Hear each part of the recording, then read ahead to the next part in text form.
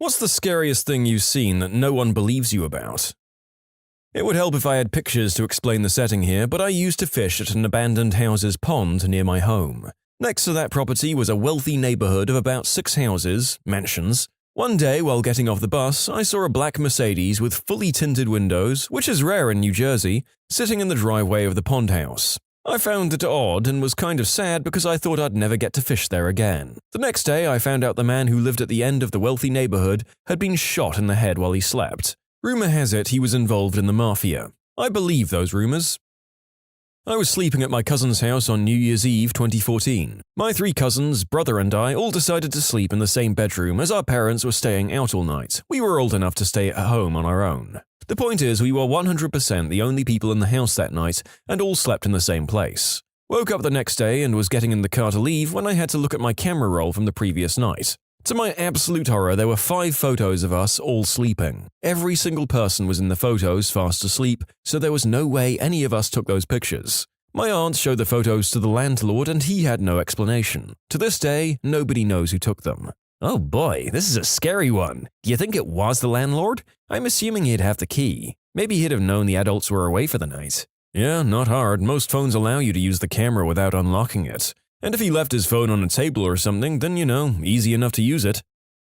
Right after high school, class of 91, I got a contract job with the Forest Service. We traveled all over the West doing gopher control in replanted clear cuts. The gophers would eat the tender roots of the newly planted saplings, and we had to control them to give the trees a chance to get started. We were returning to our hometown after a long job in Oregon, driving across the desert near a government lab. It's about 3 a.m. and we're going at about 80 in a 55-mile-per-hour zone. Suddenly, a semi-truck, completely blacked out, no lights at all, bombs past us on this stretch of highway like we were standing still. Then, 2 Army-style trucks also blacked out. Scared the crap out of us. We got back to our hometown and told several people what we saw, and no one would believe us. I still think they were doing freaky crap out there in that desert lab. If we'd tried to chase them or anything, we probably would have disappeared. In short, freaky blacked-out government trucks from a secret lab blew past us in the dark. I've never even heard of something like that, but that's just the thing. You wouldn't hear about something like that. You got a fleeting glimpse at something very secret there.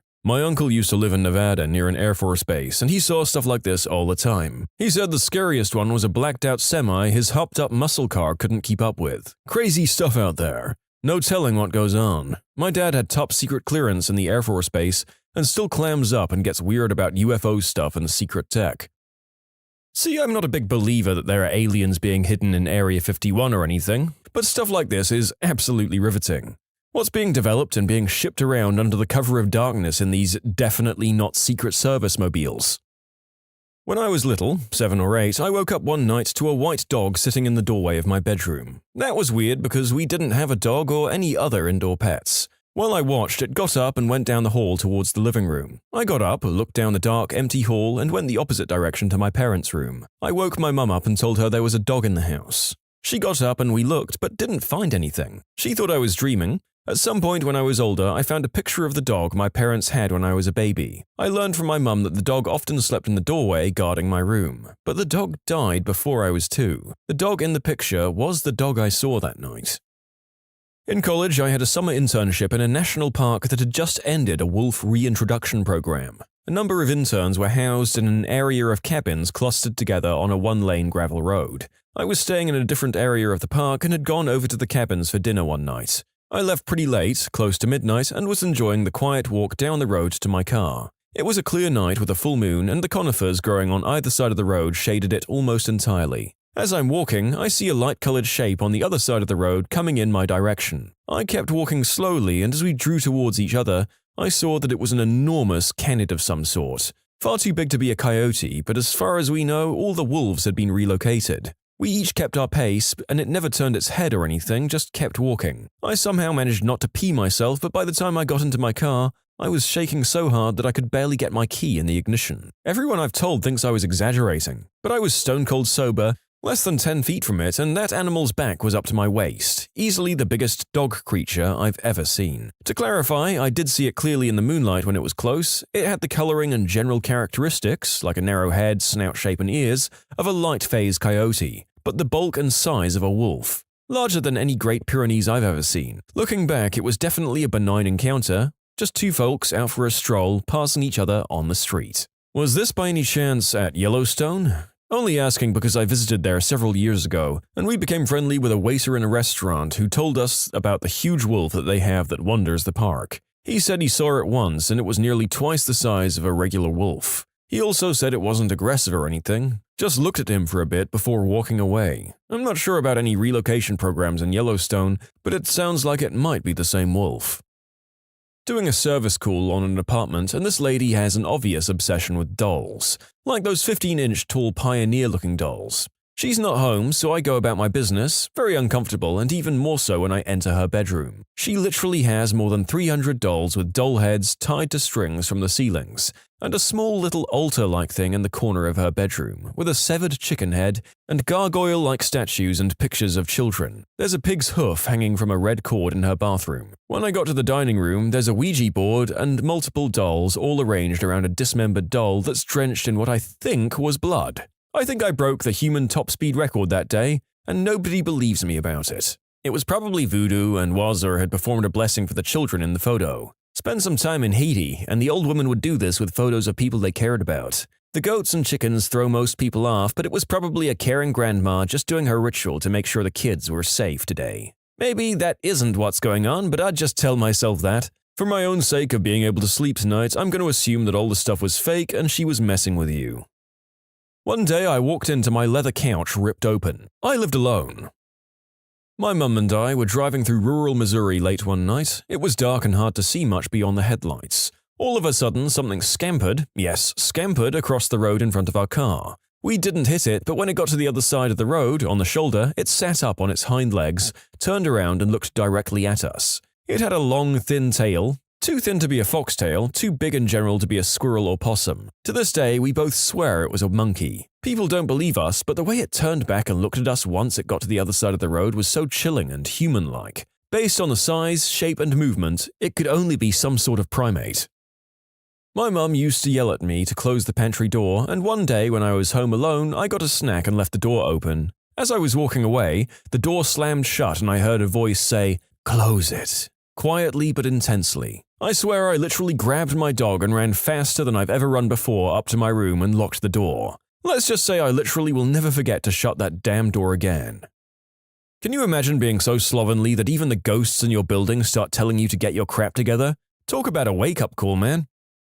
I once walked into my living room to see a football that I've never seen before lying in the middle of the room vertically. It fell on one side where I guess it noticed me and proceeded to roll into the kitchen behind the counter and out of view. After standing there from awe and confusion, I went to look for it and it wasn't there. Never saw that again. In high school, I briefly dated a gothy chick whose idea of a good time was to hang out, and occasionally make out in the old graveyard at the edge of town. Not my favorite thing in the world, but she was cute and I was 16, so there you have it. One night she told me to meet her there. The place was dark and empty as always. I had my phone flashlight and was poking my way through the headstones to the tree that was our usual meet-up spot, when I saw some movement in my peripheral vision. Turned the light to where I thought it was in time to see a silhouette move behind a headstone about 30 yards away. I was sure it was her trying to scare me, which sometimes she did, and I called out to her, and in response I heard a female voice, but not hers, call the same name back to me, like it was mocking me. I turned and sprinted back to the road. I texted her from my car. She said she hadn't left her house yet.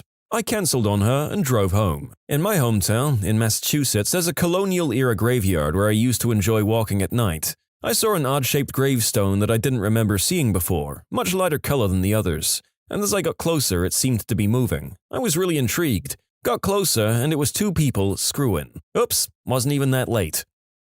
My friends and I used to frequently visit the abandoned Joseph P. Ladd School. It was rumored to be haunted. Most of the time I just assumed the noises were other people on the property. I'd never experienced anything supernatural there, just, scared because of the circumstances of what could happen. One of the last times I was there, I brought my crowbar because the state had started boarding and welding doors shut. So here I am trying to pry open a small enough gap between these two doors. There was a good 6-inch space between them where it was open. After a few tries, I'm getting pretty aggravated, saying to myself, is this freaking worth it? It was pretty well late night and the moon was really bright, so I didn't need my flashlight unless I was inside a building. Also, I didn't use it because of the risk of alerting security. So I'm peering through these 2 doors down this hall with my flashlight, and about 50 feet down the hallway, it looked like some light dust came into view. So the dust entered where my flashlight was aimed, and then suddenly, it turned. I could see the cloudy, barely visible outline of a chest, shoulders, and head. Nothing else. As it turned, I can still vividly remember what appeared to be the ghostly, misty outline of shoulders and a head moving towards the flashlight.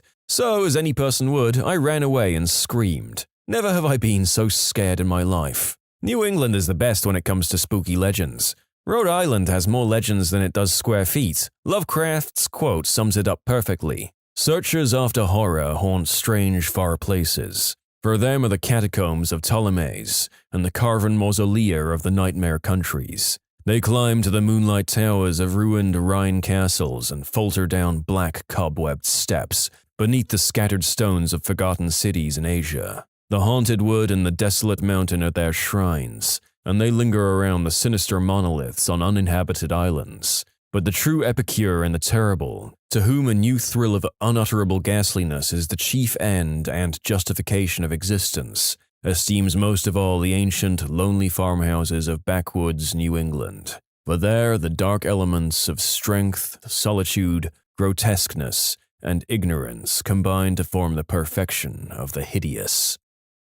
You can submit your own stories to be featured here on the channel. The story submission link is in the description below. And if you want to listen to some vibey music in the background, check out Easy Mode, also linked below, and subscribe.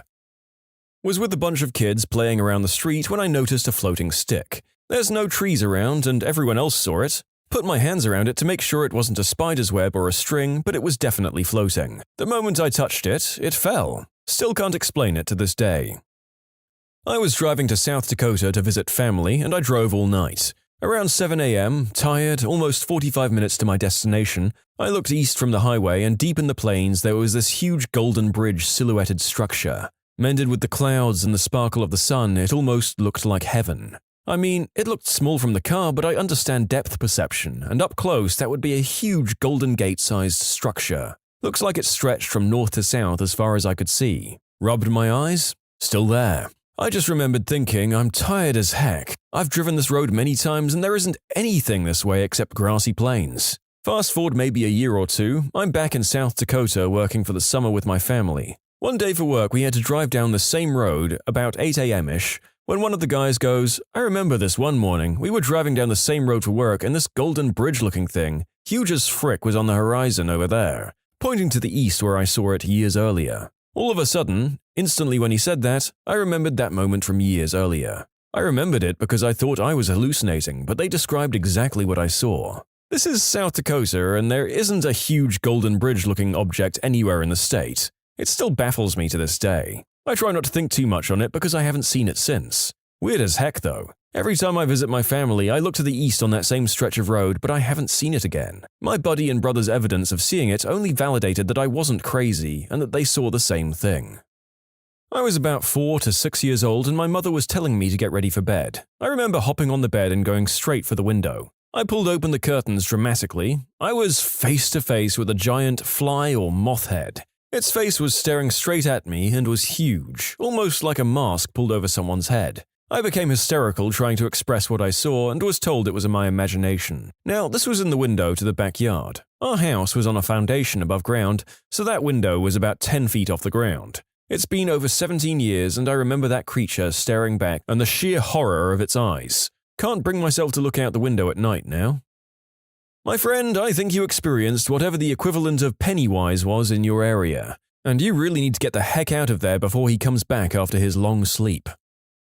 When I was 17, I was up late one night watching a movie in my living room. I was living in a condo at the time, a smallish building, only 3 stories, so not a lot of people. It was mostly middle-aged people and in the nice end of town, so we rarely heard noise from neighbors, especially late at night. So the movie ends and the credits roll. It's about 2 a.m. I'm playing on my phone and the condo is pretty quiet. Suddenly I hear a noise coming from the front door. It sounded like a long nail or claw slowly dragging across the door, and then a soft tap tap tap. This repeats several times. Meanwhile, I'm crapping myself. It was the most eerie, ominous sound. I felt like I was in a horror movie. I was too scared to look out of the peephole because I thought whatever it was might see my shadow looking out, as lights were on near the door. Who knows what they want? I'm not out here trying to die. The horrible scratching noise carries on for about 30 seconds and then stops. 20 minutes later, I got the guts to go and look in the hallway and nothing was there. And no marks are on the door. I still get the heebie-jeebies thinking about it. When I was 3 or 4 years old, I had a best friend named Abigail. We did everything together. Played in the sandbox, creeks and rivers, playgrounds, you name it, we were sidekicks. I even drew her portrait one day and told my mum to save it somewhere safe so I could give it to her on her birthday. I still have it somewhere, but I drew a girl with dark shoulder-length hair with a red bow in it. She was wearing a blue jumper-like dress with a long-sleeve red shirt under it, and brown shoes. I just remember I loved playing with her, and then one day I just never saw her again. Now, if this were my mum telling the story, she would just say that at this age, I was an independent little girl who liked to play and be by myself. She just thought Abigail was an imaginary friend. Until one day, when I was about 11 or 12 years old, the local historical society posted a researched historical article detailing the events of a tragic farmhouse fire that happened about 75 or 80 years prior on the property that our subdivision was built on. The fire was a devastating one in which a family of 6, 2 parents and 4 kids, were all killed. One of those kids was a 4-year-old and her name was Abigail. A picture of the family was included in the article, black and white, but you could clearly see the little girl had dark shoulder-length hair with a bow in it and was wearing a jumper with a long-sleeve shirt under it. To this day, my mum still refuses to believe my best friend was probably a ghost. My brother-in-law had an imaginary friend when he was very young, and he is absolutely convinced to this day that she's a ghost. He said they'd play together all the time, and even though he had 3 older brothers, he preferred to play with her. He recalls her waking him up in the middle of the night to play football with him in the hallway outside his bedroom, and he would always get up and play even though he knew he would get in trouble for it, because if he didn't, he said she would sit next to the bed and cry. She wore a red dress and little black shoes. He also remembers the last time he played with her. She told him she would have to leave soon and he wouldn't ever see her again. He was devastated and asked her why, and she replied that he was getting too old now. He's a big, super strong, no-nonsense, kind of intimidating guy these days, but when he talks about his little friend, he gets very serious and emotional. It's real to him. I used to live in an old 3-story row house with my father, mother, and older brother. It was fairly typical in that it made some old house sounds and had some areas that never really saw natural light, like the staircase and downstairs hallway. It was a pretty normal place, but in the late 80s, my father self-deleted. Over the course of about a year, we had a multitude of unusual happenings in the house. Most things small, shadows moving and objects not being where you left them, but some things, borderline violent, happened too, like an old lamp exploding and doors slamming shut. I was primarily the person who saw these things happening. That leads me to the biggest incident. I've told my mother, my brother, and some friends, and now my wife, but no one thinks it happened the way I remember it. I was 9 years old. My father had been gone for almost a year. I was sitting on my bed reading when a young man, maybe in his late 20s, looking disheveled and confused, opens my bedroom door. Startled, I shout, "Mom! There's a guy in my room!" He stood there for a second and looked straight ahead. "What do you want?" I asked, and he walked straight through my room and through the wall that connected to the neighbors as if he was immaterial. Immediately next door, I heard a scream of blood-curdling terror from my neighbor. She was screaming and crying loudly, and you could hear physical commotion. I kept shouting for my mum, who came in and comforted my crying and terrified 9-year-old self. I told her what had happened, and she could hear the screaming next door. She went over to the neighbor's house to find out what was going on. The neighbor's husband opened the door. Turns out his wife had just in that moment of screaming found out her brother had self-deleted. Now, I'm nearly 40 and I don't talk about these times very often. I don't know what it was, I don't know if I was crazy. I don't believe in ghosts. Looking back on those times, a lot of things didn't make sense. My family never really saw or experienced things on the same magnitude I did, so I've kind of kept it quiet. A light. I was alone on a forested, snow-covered mountain and there was a bright light just sitting in the middle of the trail. It was there all night. In the morning, there was nothing there. This is one of those horror movies where you're thinking, "Frickin' seriously, dude? You're going to investigate the spooky light? Of course there's a monster there. Don't go over there, you dumb idiot. I'm glad you didn't go check it out and get eaten. But I also want to know what the heck that light was. Perhaps next time, just have a quick look with your binoculars or something and report back to us." Listen, you started off sounding smart, but everyone who's seen a horror movie knows that if you look through binoculars, a monster will jump right up in front of you from nowhere while you're looking and jump scare/disembowel you. A white, smiling face at my window as I was laying down for bed. It was glowing as if it were a light source. And it had no nose that I can remember, just slits like a snake. Eyes had no color, just black pupils. Its mouth was wider than any human's. No hair either. And the height from the ground to my window is about 8 feet, and it was perfectly at eye level. My mother checked all around and there was nothing, but I swear to God I saw it and it was a person. She still teases me about it from time to time. When I was about 7 or 8, my neighbors had walkie-talkies and we would all play with them in the neighborhood and talk. For some reason, I changed my station because I couldn't hear them anymore. Then an older gentlemanly voice comes on and starts talking to me. He was telling me he was my uncle and his daughter was crying and he wanted me to say her name over and over to comfort her. Young me starts doing it and then I stopped because I freaked out. I ran and told my parents what happened and they didn't believe me. I've never touched one since because I know it was some perv getting off on it. I saw a UFO with my mother in Oregon one night. We were traveling when I spotted a triangle shape in the sky, formed by 5 bright lights. We stopped the car, got out and looked, and it's just hovering there, silently with no movement. I should have taken pictures or a video, but I was so caught up in the moment because I couldn't make out what I was seeing. Out of nowhere, this thing shot off into the horizon, faster than any man-made machine. We both remember clear as day, however very few people believe our story. When you subscribe, make sure to hit the bell to turn on notifications. Put the playlist on in the background to finish listening to all the stories, or if you want some vibey music to put on in the background, check out Easy Mode. If you like Am I the Genius, give Am I the Jerk a shot. Everything linked in the description.